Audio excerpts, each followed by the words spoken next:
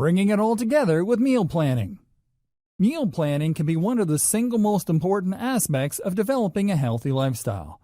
When we are unable to visualize the future of our eating, it can be very easy to succumb to the temptations of unhealthy foods that we have become addicted to, especially if it is our habit to eat them rather than eating the foods that will nourish us.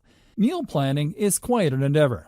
It can be somewhat intimidating, especially to somebody who suffers with organization.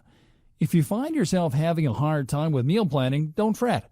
There are many ways that you can begin to delve into meal planning that are fun and easy, whether you struggle with creativity in the kitchen or not.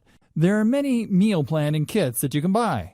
Many of them have the option of ordering boxes full of fresh foods to cook with and include recipes that you can use. This can be very helpful if you are not used to cooking, which is often the case, especially when poor eating habits and a busy work schedule make it seem difficult to carve out the time necessary in order to make full, nourishing meals. The first step in meal planning is research.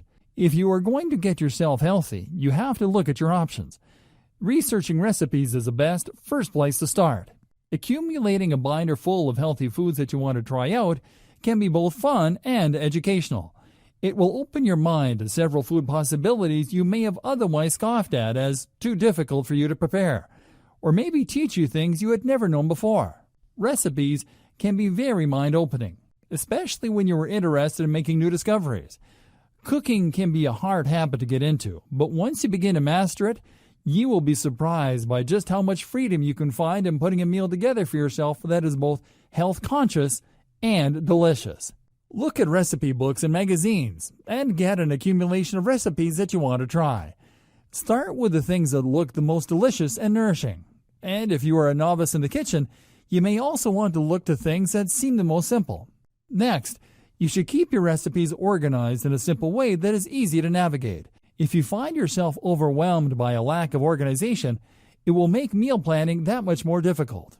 When you are beginning a new habit, you want to make sure that you are doing everything as simple as possible. Too much change at once can be demanding on your system, and you should always try to implement small, easy changes until they have developed into a new habit. Make sure that they are easily accessible, so that when you want to begin preparing your meal, you can do so easily. If you are using a binder, you may want to consider laminating the pages or using plastic sleeves, so that if you are using it in the kitchen, they are not affected by water or other food contamination. When you organize your recipes, it would help to put them in order of breakfast meals, lunch meals, dinner meals, and snacks. This will help you to easily reference the proper recipes once you begin to start cooking. If you like, you can even organize your binder by day of the week and have your meals planned out for every day and printed out in the binder that way. There are many ways you can organize your recipes. Do what seems to make the most sense to you intuitively. Don't force yourself to adhere to a type of organization that doesn't work for you. Instead, make sure that you are doing what works best for you in your own life. Make sure that you are taking the time to regularly seek out new recipes that stand out to you to keep your creative juices flowing and your kitchen exciting. There are many types of recipes you can try, and the more you attempt, the more interesting going on a journey of healthy eating can be. Next, you should explore software such as Excel on Microsoft Office that will help you to organize your meal planning. On Excel, you will find a plethora of templates you can choose from to help yourself plan your meals by the day, time, and week. This can be a hugely valuable resource. If you would prefer not to use Excel, there are also apps you can download on your phone or tablet or another device to help you to utilize your time and resources better. You can even go the old-fashioned route and buy a notebook that is specially designed for planning meals. This is an important step in making sure your meals are organized and easily accessible. Having a meal plan is extremely helpful when it comes to embarking upon a journey of healthy eating. Creating good habits takes time and patience, and it is inevitable that you will slip somewhere along the way. But that doesn't mean that you have to stay stuck on the ground. Actually, it just means that you're going to have to get back up and keep trying, because giving up is far easier than sticking to your plans. One thing that can really help when it comes to meal planning is sticking with a theme. For example, a lot of people have specific themes like Taco Tuesday, or another day that is assigned for a specific type of meal. If you think that would help you to stay on track, feel free to adopt that type of meal planning. It is done for a reason. because it works and it helps to keep things simple and streamlined. It can be very annoying to find yourself stuck doing a lot of planning and preparation every single week or month. So if you want to keep things easy, that can be a good way to do it. You could have a theme for bi-weekly meals, such as Taco Tuesday one night and maybe rice and vegetables the next Tuesday and alternate between them. There is no wrong way to plan your meals. What you have to make sure you do is to follow through. Without follow-through, everything else becomes redundant and difficult. Something that can truly help you to succeed at meal planning is accountability. If you let somebody who knows you and cares about you that you are attempting to plan your meals, ask them if they would be willing to help you to stick to your routine. They can help you by asking questions about how things are going and whether or not you're staying on track. They may also choose to encourage you and cheer you on through your endeavors. However they choose to support you, they can be very rewarding for both of you. If they are a positive and supportive person, it can be great to know that you have people rallying in your corner who truly want you to succeed. Just make sure that you are weeding out toxic people who bring you down by turning the attention onto themselves or by making you feel as if it will be difficult for you to accomplish your goals. Sure, constructive feedback can be incredibly useful, but if you are not seeking constructive feedback, it can at times be toxic.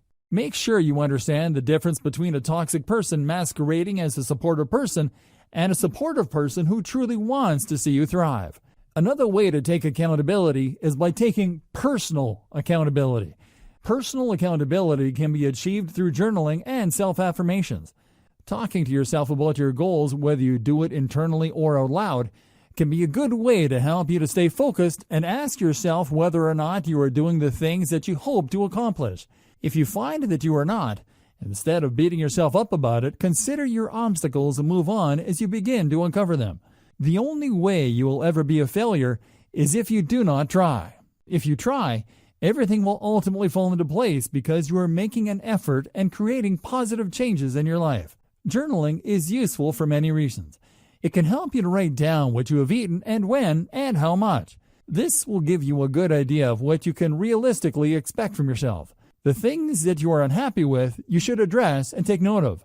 But instead of being angry at yourself for not being able to tackle it right away, remember that it is a process and you need to go slowly. Instead of implementing an entire change in routine and planning out every meal for the next month when you have never done it before, instead, start slowly by easing into 1 or 2 meals a week, and then gradually adding in the rest as you feel comfortable with the process. Make it something that does not shock your system. Gradual change is the most lasting, and journaling about your experiences will help you to uncover your innermost thoughts about the process and things that you might not have even realized were holding you back. You will begin to sense patterns in your behavior and possibly predict when you might find yourself tempted to get off track and why. If you are able to identify these trigger points, it will be easier to avoid them in the future. Meal planning can be a very fun and exciting endeavor. Even if you aren't the type who enjoys that type of organization, it can be very rewarding to think about exactly what you're going to be putting into your body and take the steps necessary in actually doing so. Everybody deserves a chance to become the healthiest version of themselves possible. And with meal planning and a healthy dose of self-esteem, you will be well on your way to a lifestyle of healthy eating.